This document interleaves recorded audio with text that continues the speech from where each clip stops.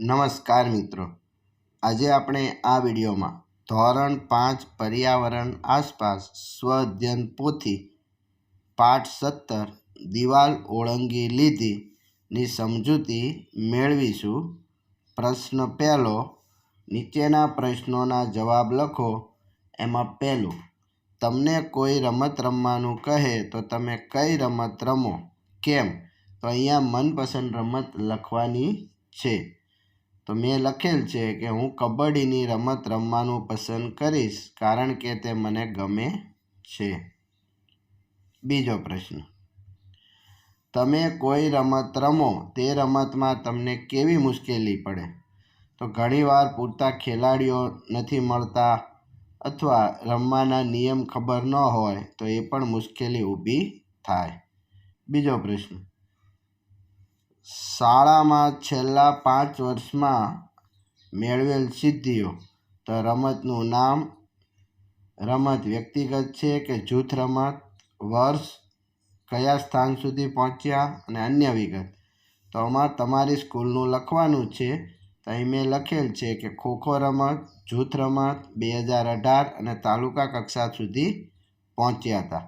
100 metre દોડ વ્યક્તિગત રમત છે 2019 અને જિલ્લા કક્ષા સુધી અને ખેલ મહાકુંભમાં। તો એવી જ રીતે અહીંયા તમારી સ્કૂલની વિગત લખી શકાય।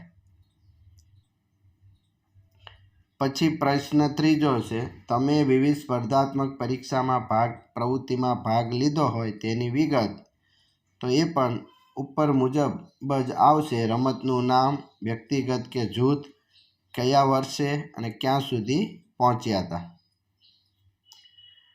પ્રશ્ન 4, કોઈ પણ ક્ષેત્રમાં સફળતા મેળવેલી હોય તેવી ભારતીય મહિલાના ફોટોગ્રાફ અને કયા ક્ષેત્રમાં? તો એ અહીંયા મેળવીને ચોંટાડવાના છે। પ્રશ્ન 5, અહીં જેના ચિત્રો આપ્યા છે તેના વિશે માહિતી। તો અહીં છે સરિતા ગાયકવાડ, તો 400 મીટર હડલ્સમાં ગોલ્ડ મેડલ જીતનાર મહિલા છે જે ડાંગ જિલ્લાની વતની છે। બીજું છે ભાવિના પટેલ, નો જન્મ મહેસાણા જિલ્લામાં થયો તો ટેબલ ટેનિસની ખેલાડી છે અને પોતે દિવ્યાંગ છે। ત્રીજું છે પૂનમ પરમાર, નો જન્મ ગાંધીનગર જિલ્લામાં થયો તો બેડમિન્ટનની રમતમાં અર્જુન એવોર્ડ મળેલો છે।